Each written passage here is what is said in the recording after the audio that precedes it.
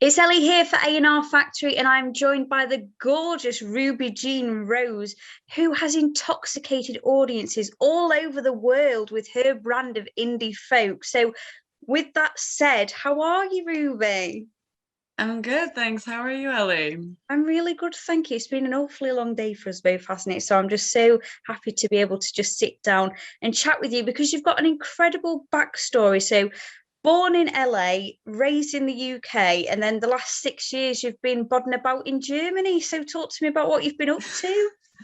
Yeah, I guess my story starts in LA, and I moved to the south of England in a small town next to Brighton.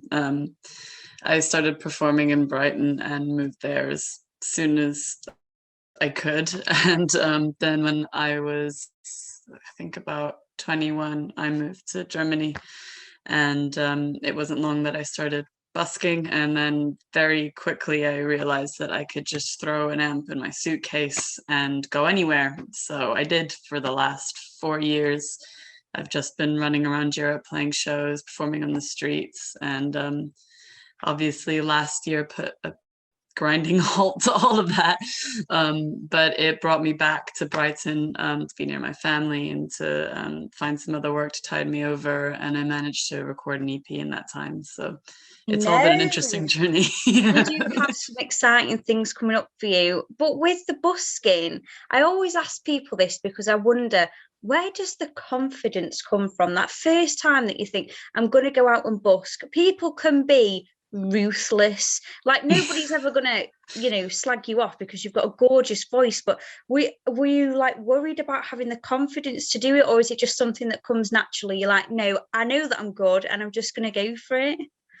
Um, I think at first, because I wanted to be a street performer, I think for years before I actually did it. So yeah, you're so right. Getting the kind of guts to get out there and just go for it took a while. It really came from just really needing the money.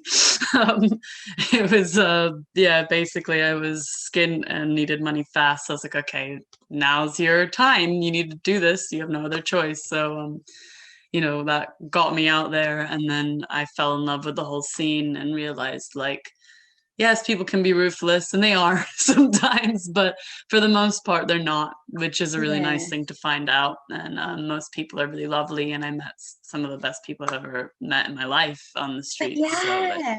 that. No, I bet you did like other creative people, but hopefully this EP makes you some money. So you're alone never. You're not alone never, sorry. Is that coming out for you? Has that come out yet? It'll be out by the time we release this interview. So the second single from this Second EP single. should be out. Yeah. The whole EP is going to come out, I think, later in the summer. But I've been kind of doing it single by single throughout the year. Is like it's obviously uncertain as to when I'm going to be able to get back in the studio and record, but it's been really nice going through it like this because I've always just put a whole body of work out in one go, and this is the first time I've taken the time to do some single Yeah. releases. So Like drip feeding people, keeping them excited along the way. So talk to me about exactly. this second song that's coming out then. What's the inspiration behind the track? Why is it special to you? It's kind of good that we were talking about busking and touring before, because yeah, it was definitely when I was in the height of doing it, and I was the kind of person who was on tour, home for 2 days, back on the road again, like very rarely in one place and super hard to pin down. And while like I'll never regret that and those experiences are unforgettable, I think I was starting to lose a feeling of roots and starting to feel very isolated. And that song was kind of a reminder to myself to remember what's really important in life. And now I would say it's definitely grown and changed. I think the meaning is more now directed at somebody else.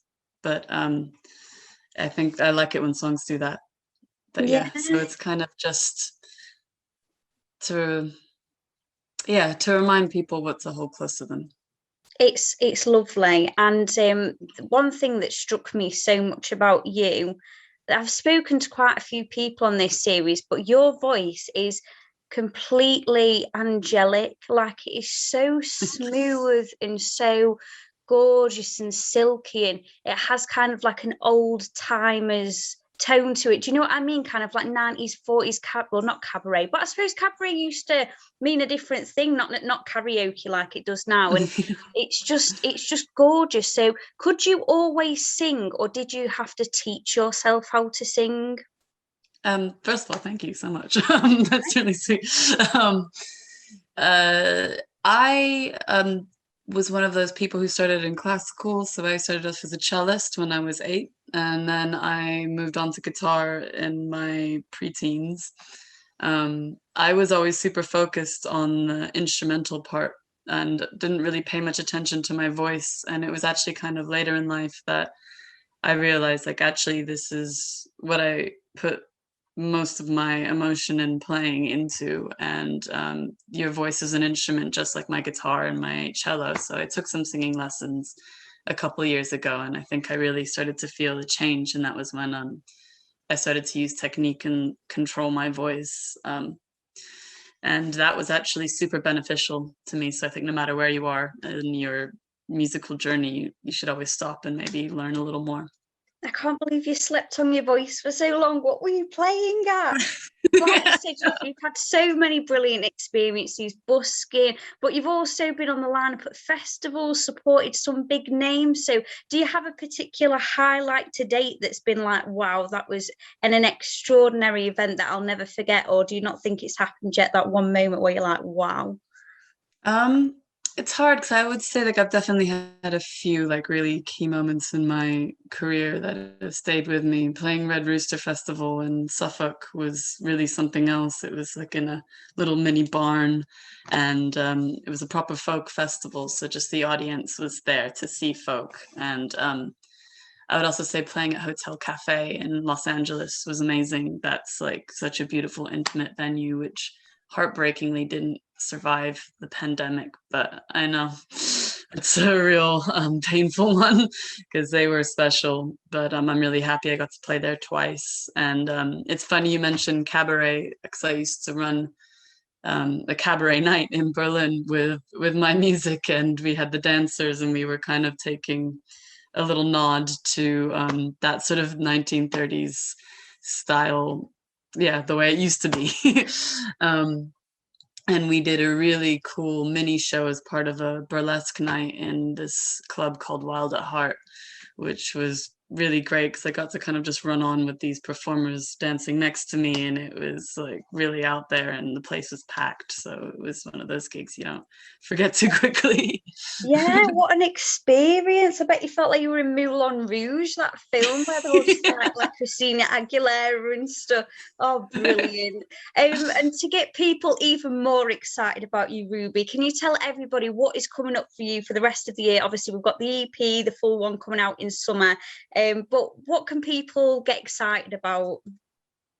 Yeah, I mean, of course, there's a single next Friday, and then the EP will follow, I think, 6 weeks after that. But I have been using this time to write a new album, so I'm hoping that as soon as I can run straight back into the studio and record that.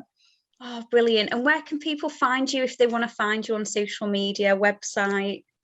You can find me, it's at Ruby Jean Rose, and that's on Instagram, Twitter, and Facebook. I think you got to do a slash for Facebook. But I also have a website, which is just rubyjeanrose.com. I think I'm most active on Instagram.